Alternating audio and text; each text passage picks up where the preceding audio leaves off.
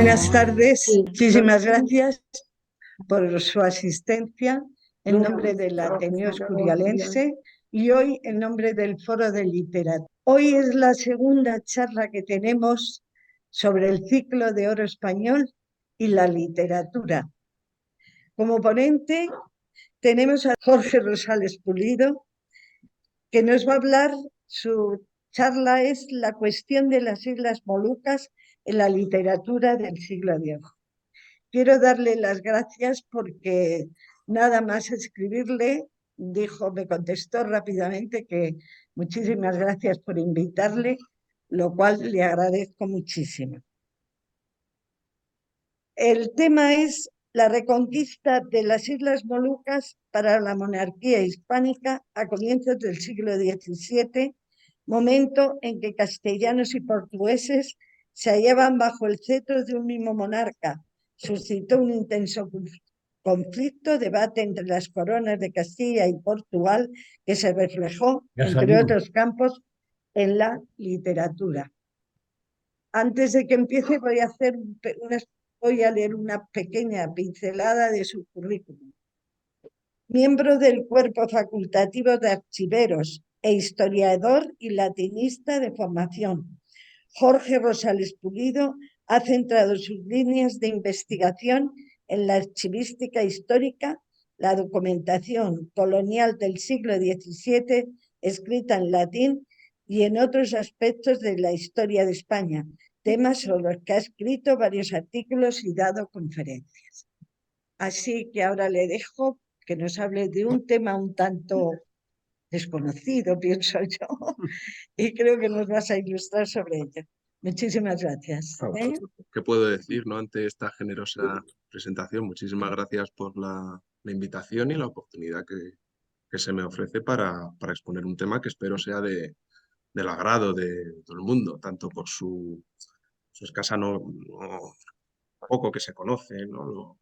Lo escaso conocido que tenemos, los escasos conocimientos que tenemos sobre esta cuestión, o la escasa divulgación más bien, ¿no?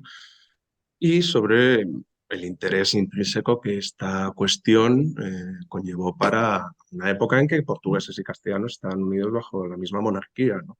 Eso es algo que muchas veces pues, se nos suele olvidar, ¿no? Esos momentos en que estuvimos unidos y no tan separados como ha solido ocurrir hasta siempre, ¿no? Vivimos a veces de espaldas, ¿no?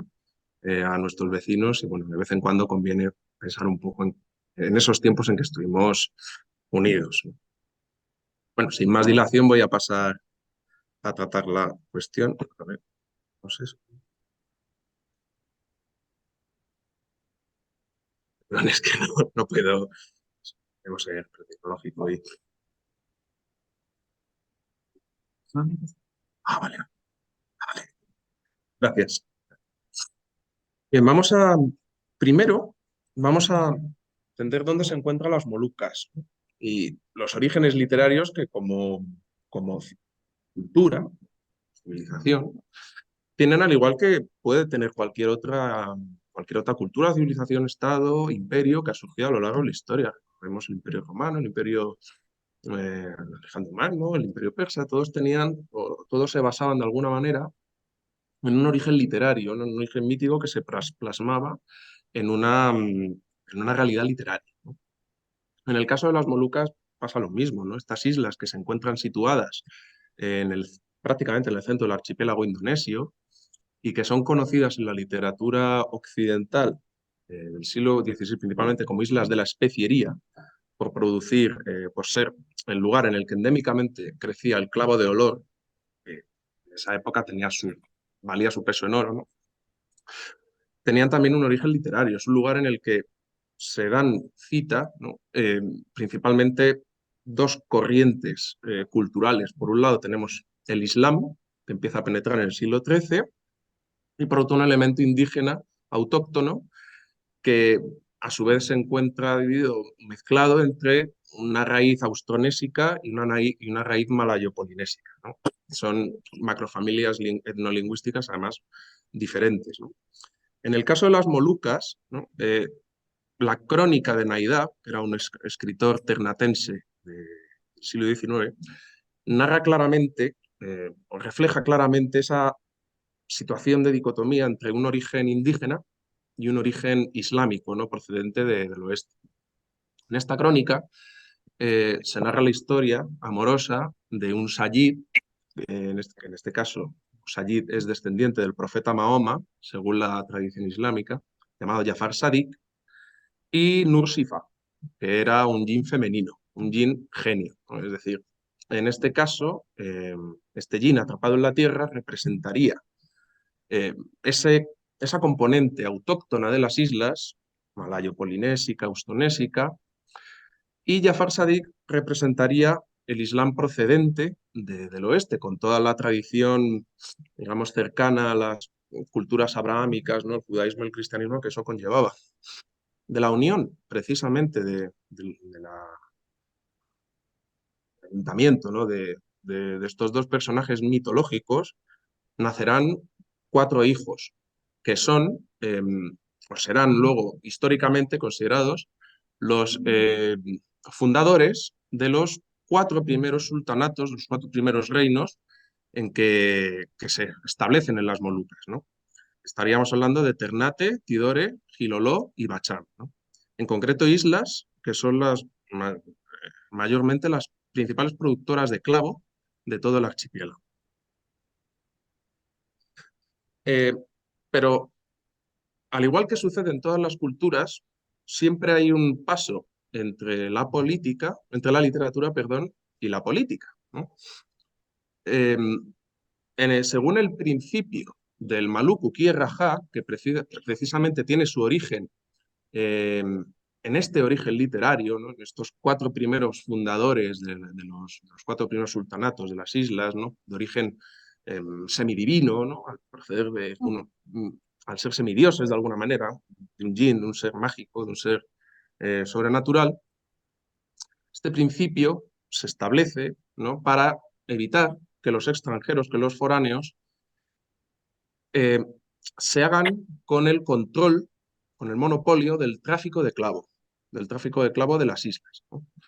Eh, este principio que se puede traducir, esta oración se puede traducir del malayo como, bueno, del tidorense, este es una lengua estonésica, del maluku Quirraja, ¿no? Las montañas de las Molucas, de las 4 montañas, es decir, cada una de las cuales representa a estas primeras islas, las primeras 4 islas en las que se establecen los primeros reinos, ¿no? A su vez, evoca el parentesco mitológico entre los monarcas, con lo cual ya no estaríamos hablando solo de un pacto político, de una confederación como la que ha podido existir a lo largo de la historia, o alianzas entre diversos estados, sino también de un principio que les recuerda que no solo son aliados, sino también parientes, ¿no? Miembros de una única familia. Pero, como no podía ser de otra manera, todo lo bonito, toda esta situación utópica, ¿no? Fracasa, llega a su fin por envidias y luchas intestinas entre principalmente los sultanes de Tidore y Ternate, que se van dividiendo el espacio de influencias en las islas, y, precisamente son estas luchas intestinas, estas contiendas, las que aprovechan, las que son aprovechadas por los ibéricos, son aprovechadas por los castellanos y los portugueses que llegan al archipiélago para intentar penetrar, hacerse con el control del monopolio a través del dominio de los sultanes, ¿no? De las cortes de los sultanatos, ¿no? Los primeros en llegar, indudablemente, son los portugueses, ¿no? Es la llegada estamos hablando de la llegada, del advento de la flota de Francisco Serrao a las islas en el año 1512, ¿no? Y como no podía ser de otra manera, también esto queda en familia, porque tenemos precisamente pocos años después la llegada de castellanos, no son portugueses, pero miembros de una expedición, estos son integrantes de una expedición que fue, digamos, estimulado, fomentado ante la corte española por otro portugués que además era primo de Francisco Serrao, que era Fernando de Magallanes, ya plenamente conocido. Él muere en la isla de Mactán en abril, pero en noviembre llegan ya sus hombres completamente deshechos en 2 naves, la Victoria y la Trinidad, a Tidore, donde son acogidos por el sultán, que precisamente lo que pretendía era utilizar a los castellanos para, digamos, desplazar o acabar con el poder de su contraparte, que era el sultán de Ternate, que estaba apoyado por los portugueses. Eh, pero veamos, para empezar a entender un poco posteriormente cuál es la situación de la cuestión de las Molucas y su reflejo en la literatura, qué impacto tiene en las letras la expedición de Magallanes, ¿no? Aquí he traído simplemente una muy famosa representación de la nao Victoria que aparece en el mapa Maris Pacifici de Abraham Ortelius, ¿no? He de decir que aquí hay una barra que voy a intentar quitar porque un poco más. A ver, así.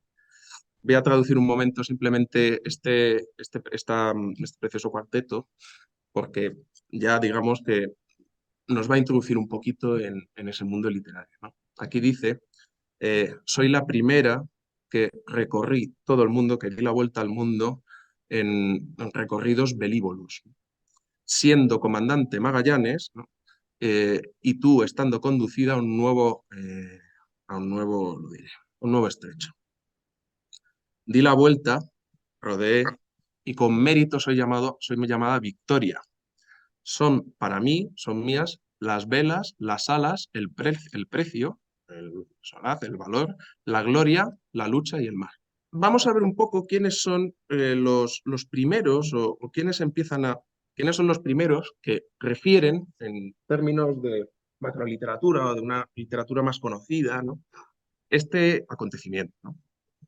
Primero, hemos de hablar de los participantes en la propia expedición. Es decir, tendemos a pensar muchas veces que en estas expediciones eh, solían viajar en personas que no tenían conocimientos sobre escritura, que eran analfabetos. En realidad hubo más de un integrante de esta expedición de Magallanes y Elcano que plasmó su experiencia en un escrito. El más famoso de ellos quizás sea Antonio de Pigafetta, con su famosa relación en torno al primer viaje de circunnavegación, ¿no? Pero en cambio luego tenemos otros, Francisco Albo, por ejemplo, Gonzalo Gómez de Espinosa, el propio Juan Sebastián Elcano con sus cartas a Carlos I, ¿no? Luego tenemos otro grupo, re- mayormente representado por Maximiliano Transilvano, que de entre ellos es quizá el más conocido, ¿no? Que son aquellos que tuvieron ocasión de hablar con los supervivientes, pero no participaron en la gesta circunnavegadora. En este autor en concreto me centraré un poquito más posteriormente porque refleja muy bien precisamente esa combinación entre el valor literario y la capacidad de expresión historiográfica, ¿no? La capacidad de plasmar un hecho en términos historiográficos que en aquella época era tan común. Es decir, los historiadores no solo eran historiadores, sino también eran grandes literatos, ¿no? Su famosa carta de Moluccas Insulis, es decir, sobre las Islas Molucas, es el primer documento que se imprime con respecto a la expedición. Es el primer documento que, refiriendo los acontecimientos de la expedición, es impreso en toda la historia, en Colonia, en enero de 1523. Y luego ya tenemos otro último grupo, que son los historiadores que con posterioridad narran estos acontecimientos, estos sucesos, ¿no? Quizás tenemos grandes nombres, Pedro Mártir de Anglería, Bartolomé de las Casas, Lope de Gómara con su famosa y preciosa Historia de las Indias, Joao de Barros, del que también hablaré posteriormente con las famosas décadas de Asia, y Antonio de Herrera, que como veremos posteriormente es quien de alguna forma responde a Barros. Aquí hay un texto que me gustaría compartir con vosotros. La verdad es que no he podido introducir la traducción al castellano, pero lo voy a traducir, ¿no? El primer texto corresponde a la epístola de Moluccas Insulis, epístola de Moluccas Insulis de Transilvano, y el segundo, más pequeño, son unos versos de la Eneida. Me ha gustado compararlos porque he encontrado esto es solo un ejemplo, pero he encontrado numerosas eh, concomitancias o similitudes entre ambos textos, con lo que reitero precisamente ese valor de literatos que tenían los historiadores del momento, ¿no? Aquí dice, ¿no? Aquel, habiendo recibido benignamente los regalos y mirando al cielo, dice, ya hace un bienio, 2 años, eh, a partir de los que conocí, de los que tuve constancia, de que vosotros habéis sido enviados por el mayor rey, por el más importante el rey, para buscar estas tierras, ¿no? Por la razón, es decir, por el conocimiento de las estrellas, ¿no? Por lo cual, esta llegada vuestra tanto me es más grata y feliz cuanto por la significación, por la observación de los astros, hace mucho tiempo que ya me había sido revelada. Y como nada de esta manera suele suceder, que ya no desde hace tiempo, por el decreto, por la decisión de los hados y de las estrellas, no haya sido establecida, no seré yo quien, o a los hados o al conocimiento de las estrellas, me atreva a oponerme, ¿no? Sino que con total voluntad y gusto, después de todas estas cosas, y habiendo sido depuesto, habiendo sido entregado la corona real, ¿no? Yo solamente consideraré que ejerzo la gobernación de esta isla en nombre de vuestro rey, ¿no? Por lo cual, y aquí empieza el parecido, por lo cual conducid las naves al puerto y a los demás amigos, a los demás compañeros que están en la tierra, que están en tierra, hacia la tierra, con total seguridad ordenarles descender, ¿no? Para que no solamente al final, después de tan larga singladura del mar y después de tantos peligros, ¿no? Podáis por fin disfrutar de la benignidad de la tierra, ¿no? Y reponer los cuerpos, ¿no? Y no penséis vosotros otra cosa, sino que estáis en el reino, que llegáis al reino de vuestro rey, ¿no? Y aquí tenemos claramente un parecido muy claro entre lo que les dice la reina Dido a los troyanos cuando llegan a las costas de Cartago, ¿no? ¿Queréis aquí estar conmigo y queréis aquí estar conmigo en estos reinos, ¿no? La ciudad que yo construyo es vuestra, conducid las naves. Es claramente, he encontrado más similitudes, pero bueno, quizá para otro momento, porque hay muchísimo, ¿verdad? En este sentido hemos hablado de un periodo anterior a la unión de las coronas de Castilla y Portugal. Bien, en ese sentido podemos hablar de tres periodos, dos de ellos en un momento anterior a la Reconquista, quizás más bien, más que la unión en sí, a la Reconquista de las islas por Pedro Bravo de Acuña en 1605, que son un periodo de conflicto, de contienda anterior al Tratado de Zaragoza de 1529, por el que se intenta delimitar la línea del meridiano de Tordesillas, que debe pasar por Asia para establecer las dos posesiones o los dos territorios que habrían de ser jurisdicción de una u otra corona, de Castilla y de Portugal, ¿no? En este primer periodo, perdón, se caracteriza por una reclamación activa de la soberanía castellana sobre el archipiélago, en lo que corresponde a los escritores castellanos y en lo que corresponde a los escritores portugueses por una correspondiente y respectiva reclamación de la soberanía portuguesa. Luego tenemos un periodo de estabilidad en el que, después del Tratado de Zaragoza, principalmente los escritores castellanos están más centrados en la conquista, ¿no? En la adquisición del archipiélago de las Islas Filipinas, ¿no? Teniendo en cuenta que además estaban, al poco de llegar Miguel López de Legazpi, ya empiezan los peligros, están a punto de ser expulsados los españoles de Luzón por la flota del pirata chino Limón, ¿no? Y luego ya, este es el periodo que más nos interesa, es el periodo de conflicto entre castellanos y portugueses en un momento en que ambas coronas están unidas bajo el cetro de un mismo monarca, ¿no?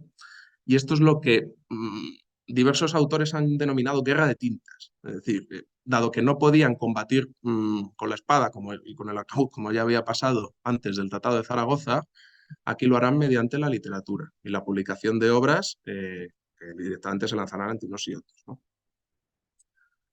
Pero todavía no han llegado esos tiempos, cuando en 1581 las Cortes de Tomar reconocen a Felipe II como rey de Portugal.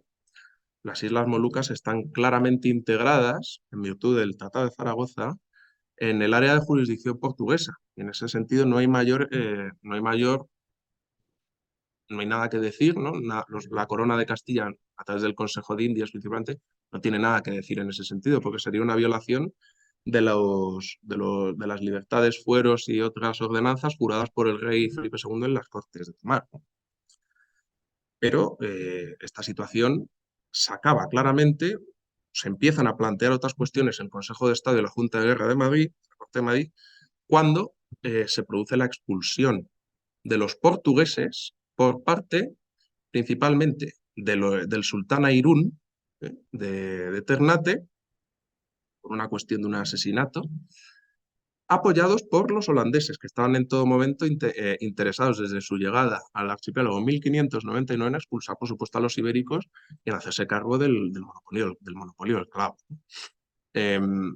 Realmente, si bien la famosa rebelión del sultán Airún, del sultán Saidi Berkat, después del asesinato del sultán Airún, que es el famoso aéreo de la conquista de las Islas Malucas de Bartolomé Sola y otras crónicas, eh, realmente la presencia portuguesa se limitará a dos islas, Ambón y Tidore, de las cuales serán finalmente expulsados en 1605, que es cuando se empiezan a plantear estos problemas entre las dos coronas. Veremos.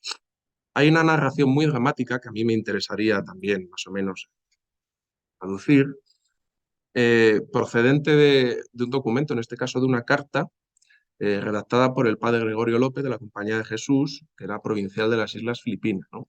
En esta conferencia hablaremos de grandes obras, de grandes plumas, pero también he querido centrarme mucho en los documentos. Es decir, también nos olvidamos de que eso es parte de la literatura o tiene un alto contenido, una alta componente de naturaleza literaria, ¿no? Sobre todo cuando estamos hablando de género epistolar, que es principalmente la documentación que yo he utilizado. Y aquí dice aquí describe el provincial Gregorio López y así la expulsión de los portugueses del fuerte de Tidore, ¿no? Pero he aquí para ti un espectáculo miserable. De repente, quienes habían vencido en la batalla, ¿no?, son vencidos por un incendio, ¿no? Pues felices y victoriosos, mientras vuelven, ¿no?, ven que el castillo está ardiendo y que todas las cosas son consumidas por terribles y crudelísimas llamas, ¿no? Porque la pólvora, no sé cómo finalmente concibió o dio origen a un incendio, y las piedras, los maderos, las vigas hacia el cielo volaban, y todo lo que estaba entre medias era completamente destruido, ¿no? Aquí la mayor parte de los nuestros, de entre los principales, es destruida, son muertos, ¿no? Mueren, ¿no? El plomo, las armas, la pólvora, más de 60 barriles, ¿no?, son destruidos, ¿no? Huyen los nuestros por necesidad, no ya del enemigo, sino del fuego, y, y huyen hacia el rey de Tidor, a los brazos del rey de Tidor, amigo de los portugueses, ¿no? Entra el holandés en el castillo, sin nadie que lo resista, y transporta las armas, o sea, las piezas de artillería, y con los terrenates, con los indígenas, si algo ha sobrevivido en las llamas, lo roban. Vemos que en términos literarios tiene una fuerza el texto bastante considerable, ¿no? Y he aquí el origen de lo que llamaríamos políticamente, no, cuestión de Basilio. La corona española, evidentemente, no se puede permitir la pérdida del archipiélago en el que se producía todo el clavo del planeta, del orbe. Así que rápidamente, en cuestión de un mes, se organiza una expedición desde el espacio que más cerca estaba de las islas, que eran las Filipinas, casualmente en manos de los castellanos y sometida a la jurisdicción de la Corona de Castilla a través del Consejo de Indias.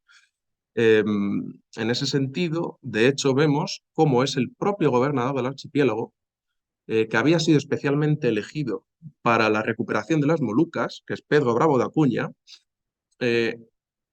la voluntad de la corona de acabar precisamente con la presencia tanto de los rebeldes de Ternate como de los holandeses en el archipiélago, ¿no? Y así es como narra precisamente el mismo provincial la organización de la escuadra. Esto lo escribe realmente un mes después de que ya se hubiese producido la toma del fuerte de Ternate. Es decir, en aquella época, pues, móviles ni nada, pues no se sabía y tardó un mes en llegar a Manila la noticia, ¿no? Dice, y he aquí que tenemos una esperanza para nosotros de recuperar el Maluco, según Dios, en virtud de Dios, ¿no? En la Armada, que en estas islas más que grande está organizando el señor Pedro de Acuña, gobernador por mando del rey Felipe II, ¿no? Y que con ingentes pertrechos bélicos es lanzada contra Ternate, no solo enemigo de los nuestros, sino, digamos, aliado de nuestros propios enemigos, aliado y receptor, huésped, anfitrión de nuestros enemigos, ¿no? Para que de un mismo modo, ¿no? Eliminado el refugio en el que estos se refugian, ¿no? Sean eliminados el enemigo y los refugiados, que son los holandeses en este sentido, ¿no? Y que nunca había sido jamás el enviada una armada tan grande, ¿no? Le conceda Dios a él la victoria, a los nuestros la paz, a los neófitos la fe, para que todas las cosas ocurran para mayor gloria de Dios y honor. Amén. La verdad es que la toma de las islas, del fuerte de Ternate lleva un día, no cuesta prácticamente nada. Muy pocas pérdidas. La sorpresa de encontrar una armada tan grande en sus aguas, la verdad es que doblegó el ánimo del sultán de Ternate e hizo que prácticamente se rindiera a las pocas horas de lucha, ¿no? En ese sentido, Pedro Bravo de Acuña, habiéndose posesionado de la isla que más dificultades ofrecía, dado que el sultán de Tidore desde antiguo era amigo de los castellanos, ¿no? Y en concreto de los castellanos, no de los portugueses, toma una serie de decisiones. Y una serie de decisiones que serán cruciales, dado que, como veremos posteriormente, se mantendrán en el tiempo, ¿no? Primero establece un presidio permanente, una guarnición permanente al mando de Juan de Esquivel, ¿no? Compuesta por 600 soldados, ¿no? Establece que, con independencia de que esta guarnición fuera castellana, el clavo, como indica este fragmento que procede del Archivo General de Indias, un documento del Archivo General de Indias, se había de conducir por la vía de la India, es decir, debía seguir en manos de los portugueses. No debía ir por la vía del tornaviaje del Pacífico hacia México, sino que debía seguir por el estado de India, luego hacer la carrera de India en el tornaviaje y pasar al Atlántico ya para pasar directamente a Portugal. Y por otra parte, tenemos la cuestión eclesiástica, la cuestión religiosa, ¿no?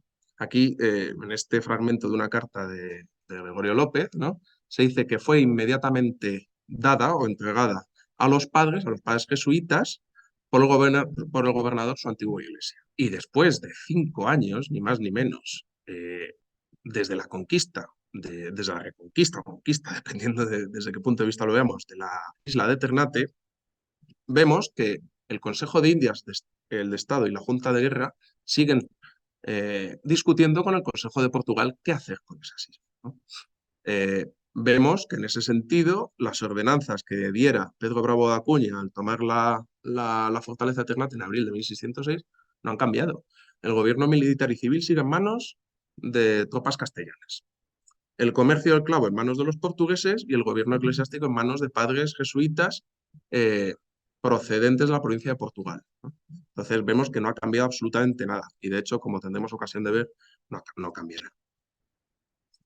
Para resolver esta situación y a propuesta del Consejo de Indias, se retomarán los trabajos de la Junta de Badajoz y de Elvas de 1524 que trataban de delimitar el paso del meridiano de Tordesillas por Asia. La Corona de Castilla nombrará para hacerlo al cosmógrafo el doctor Juan Arias de Loyola, y la de Portugal a otro cosmógrafo famoso también, João Bautista Labaña, ¿no? El dictamen de Labaña es bastante interesante y claro, ¿no?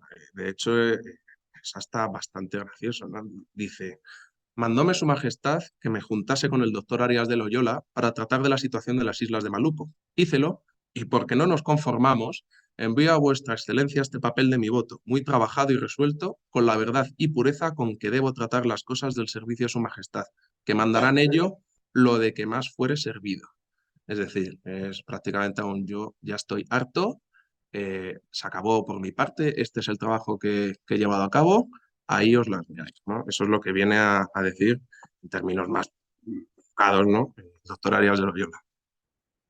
Y aquí he traído un pequeño fragmento de la portada de una obra de Fray Gaspar de Sao Bernardino, que es el Itinerario de India por Terra, en la que hay numerosas muestras de fidelidad por parte de los portugueses a la corona española, ¿no?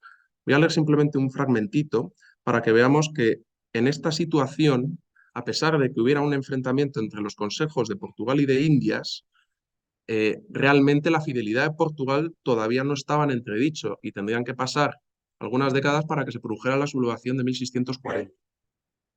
Este es un fragmento muy simple, ¿no? Pero vemos el tono con el que los literatos portugueses del momento consideraban a España, a la corona española, ¿no? Y sobre todos ellos, hablando de los estados de África, la católica majestad del rey nuestro señor, que con la corona de Portugal, que legítimamente heredó, quedó como señor absoluto de muchas ciudades, villas, castillos y fortalezas de ella, ¿no? Teniendo por vasallos muchos reyes moros, que como tales le pagaban vasallaje y tributo. Es decir, este tono, a partir de 1640, sería impensable en la literatura portuguesa, y el que lo hiciera sería considerado un traidor. De hecho, quienes lo hicieron realmente se exiliaron a Castilla para evitar vivir gobernados por un monarca al que no consideraba suyo, que era Juan IV de Braganza. Y aquí comienza, después de todo este camino, lo que ya podemos llamar como guerra de tintas. Es decir, 3 años después de la conquista, hay una publicación que causó ampollas, causó más que ampollas, ¿no? Y que fue comentada en altos círculos de la corte, ¿no? De hecho, la propia publicación fue ordenada por el duque de Lerma, que era presidente casualmente del Consejo de Indias, que es la conquista de las Islas Malucas del aragonés Bartolomé Leonardo de Argensola. Como he dicho, fue recibida en Portugal principalmente como un auténtico horror, como ácido en la cara, fue como un sarpullido, ¿no? Por un sencillo motivo. En el propio prólogo que escribe el hermano de Bartolomé, Lupercio, también gran poeta e historiador, se dice claramente que no se puede entender cómo se recuperó el archipiélago por parte de Pedro Bravo de Acuña si no se entiende primero cómo se perdió. Y de hecho, si vemos la estructura de la obra, de 10 libros que la componen, solamente el último se refiere muy brevemente a la reconquista de Ternate por el gobernador de las Islas Filipinas. Los otros 9 se dedican a referir constantemente la cultura del archipiélago, la presencia de los holandeses y, sobre todo, la negligencia de los portugueses en el mantenimiento de las islas, ¿no? Realmente esto fue una lanzada a Portugal, ¿no? Y como no podía ser de otra manera, los portugueses respondieron, ¿no? Como hemos, por triste que sea, ¿no? Recientemente en las guerras, ¿no? Esta es quizá la obra que se arriesgó más, ¿no? Que estuvo a punto, de hecho, de ser censurada por la Inquisición en su totalidad. Recordemos, tribunal más político que religioso, ¿no? Que es la Historia de India, no tempo en que gobernó o vicerey don Luis de Ataide, de Antonio Pinto Pereira. Estamos hablando de 10 años, de más de 10 años, ¿no? Casi, de la reconquista o conquista de Ternate, ¿no? ¿Y por qué esta obra fue provocadora, ¿no? Principalmente por 3 motivos. Eh, Está dirigida al rey don Sebastián. Recordemos, Sebastián es el rey que muere en la batalla de Alcazarquivir, cuya muerte pone fin al reinado de la Casa de Avís en Portugal y coadyuva claramente, no, de forma evidente, al establecimiento de la Casa de Austria bajo el reinado de Felipe II, ¿no? Felipe I en Portugal, ¿no? Eh, Mientras, luego hay la segunda parte, también bastante crítica, mientras Luis de Ataide, célebre virrey que se destacó en eliminar todas las amenazas que los sultanes de la India, ¿no? Los distintos rajás indios, suponían para la presencia de los portugueses en la costa del subcontinente, fue exitosa, fue un hombre que se mostró claramente diligente en la eliminación de esas amenazas. Los reyes de la Casa de Austria, exceptuando a Felipe II, apenas podían mantener la integridad del Estado de India en manos de la corona. Recordemos que es un momento en el que nos hallamos en guerra con las Provincias Unidas que se habían sublevado, tiempos de Felipe II. y que eran las principales interesadas en expulsar a los portugueses y con ellos a la corona española de la India. Y en gran medida lo consiguieron, lo consiguieron expulsar a Portugal de numerosas plazas, ¿no? Y también otro punto que quizás, bueno, no fue tan grave, pero la verdad es que en contexto pues ayuda un poco a fomentar contexto de conflicto. Se acusó a Magallanes, recordemos, un héroe, ¿no? Un gran circunnavegador, ¿no? Aunque no terminó la navegación, pero bueno. Se acusa a Magallanes de traición por haber llevado a los castellanos a las Islas Molucas. Ya en otro contexto, ¿no? Más allá de estas dos obras, ¿no? Que son claramente conflictivas, son disruptivas en las relaciones entre Castilla y Portugal bajo la Unión Ibérica, tenemos dos principales obras, ¿no? Que son las décadas de Joao de Barros y las décadas de Antonio de Herrera.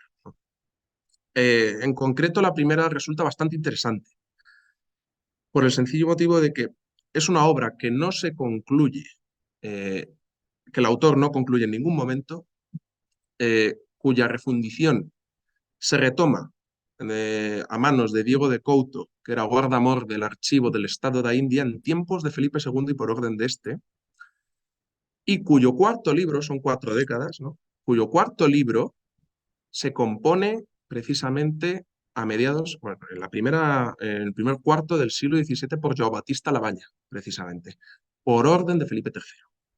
Esta obra tenía como voluntad, ¿no? Realmente la de reconciliar a la corona con su reino de Portugal. Evidentemente no lo consiguió. Y como contraparte tenemos las décadas de Antonio de Herrera, que si bien pues, las de Barros muestran las glorias de los portugueses en Asia, etc., las de Herrera muestran las glorias de los castellanos en América y en Asia también en las Filipinas, ¿no? Es decir, sí, tú has hecho esto, pero yo también he hecho esto, ¿no? Estamos viendo hay una situación que no es tan violenta como el debate que suscitaron las obras de Pinto Pereira y de Argensola, pero que, en fin, vemos que empieza a agriarse la situación. La guerra de tintas perdurará prácticamente hasta el final de la Unión Ibérica, la llamada Unión Ibérica. En el caso, por ejemplo, hubo dos obras principales también sobre la expedición a Bahía del Salvador de Brasil, ocupada por los holandeses y recuperada por el Marqués de Santa Cruz. La portuguesista, o digamos, la más partidaria de esa visión portuguesa de la situación, ¿no? Es la de Bartolomé Guerreiro, ¿no? Bartolomé Guerreiro, que es la Jornada dos Vasalos da Coroa de Portugal, ¿no? En la que realmente, y a pesar de que en términos numéricos la aportación de las tropas de las armadas de la Corona de Castilla había sido muy superior y habían sido los principales responsables de la reconquista de Salvador de Bahía, en esta obra se intenta todo lo contrario, minimizar la aportación castellana y prácticamente hacer responsables a los portugueses como únicos salvadores de la situación. Habrá otra obra, aquí no la menciono, pero es el Compendio Historial de la Jornada de Brasil de Juan de Guzmán y Valencia, ¿no? En la que, utilizando documentos del Consejo de Indias, se ve claramente cuál es la aportación numérica de cada reino. Y siendo precisamente, por ejemplo, la mitad de la aportación que hizo Portugal, la del Reino de Nápoles y los territorios italianos, pues la verdad es que esta obra no sentó muy bien en el Consejo de Portugal. La guerra de tintas continuó, como vemos hasta aquí. Pero volvamos a las Molucas ahora. ¿Qué quedó del gobierno portugués tras esa solución de compromiso que hemos visto? Es decir, guarnición castellana, gobierno civil y militar en manos de las Filipinas, vía del clavo a través de la India, es decir, en manos de los portugueses, y gobierno eclesiástico en manos también del Padroado de Goa, es decir, de la Corona de Portugal. ¿Qué quedó del gobierno portugués? Eso sí, cuando en 1640 se rebela el Reino de Portugal contra Felipe IV. Pues quedó la Compañía de Jesús. De hecho, quedaron, como veremos, dos jesuitas, ¿no? Que durante unos años, viendo que la corona todavía tenía esperanzas de recuperar Portugal, se mantuvieron, pero de muy mala manera, y al final terminaron siendo expulsados, ¿no? Como vemos aquí en esta cita de Francisco de Rá, precisamente que nos lo mencionó antes, ¿no? el gobierno espiritual había quedado en manos de los lusitanos. De hecho, la relación entre entre los padres jesuitas portugueses y los soldados de la guarnición castellana son nefastas, ¿no? De hecho, llegó a haber algún auto de fe que se saldó con la vida de algún soldado castellano y eso no gustó nada en Manila, ¿no? La situación fue horrible, ¿no? Este texto del padre Manuel Barradas, ¿no? De la Compañía de Jesús también, en la Carta Anual de Cochín de 1613, lo refleja claramente. De hecho, dentro de todos los textos que he expuesto, es quizá el más conocido porque es el que de forma más agria expone cuál es la situación, ¿no? Dice, entre los soldados españoles que están siendo educados, ¿no? Aunque esto conlleve mucho trabajo, ¿no? Los frutos que cosechan los padres portugueses son amargos, ¿no? Pues como de forma agria, ¿no? Como la situación exige, son corregidos, ¿no? Enfadados y recalcitrantes, ¿no? Intentan imponernos a nosotros falsedades, intentan imponer falsedades a los nuestros, ¿no? Para que de esta manera, con este camino, ¿no? Lo que desean consigan, ¿no? Es decir, expulsarnos de las Malucas, ¿no? Para este objetivo, ¿no? Para este objeto, nos han ofrecido, habiéndonos ofrecido naves, nosotros, los nuestros respondieron que ellos de ninguna manera, sin el mandato del rey y la autoridad de los mayores, saldrían de las islas, ¿no? Eh, Aún así, el general, estamos hablando del gobernador de las Islas Filipinas, trabaja enormemente para traer a otros religiosos que consigo trajo de Manila, ¿no? Para introducir a otros religiosos que consigo trajo de Manila, es decir, a religiosos castellanos. ¿Cuál fue el fin de la cuestión de esta guerra de tintas y con ella de la Unión Ibérica, ¿no? En la rebelión de diciembre de 1640, principalmente, ¿no? Eso puso fin, en gran medida, a la guerra de tintas, que ya era innecesaria, porque ya eran los enemigos extranjeros que estaban invadiendo la corona de Portugal y no unos simples súbditos o cosúbditos de un mismo monarca con los que nos llevamos mal, ¿no? De 1640, de hecho, quedan prácticamente delimitados los espacios que permanecerán fieles eh, a Felipe IV y los que se rebelarán bajo Juan IV de Braganza, ¿no? De hecho, los únicos territorios españoles que quedan en manos, los únicos territorios portugueses, perdón, que quedan en manos españolas son dos, principalmente Ceuta, que sigue siendo española, y las Islas Molucas, que al poco serán perdidas a manos de los holandeses. Bueno, de hecho, estrictamente no serán perdidas, sino abandonadas, ¿no? De hecho, en 1674 hubo un intento de reclamarlas diplomáticamente, es un intento que quedó en nada, ¿no?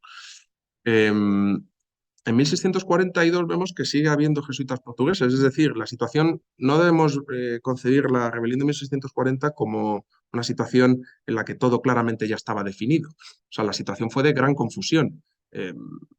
Aparte de que numerosos portugueses no estaban de acuerdo con esa rebelión y de hecho se exiliaron a Castilla, eh, otros muchos ni siquiera habían recibido las noticias de que en Lisboa ya había otro rey.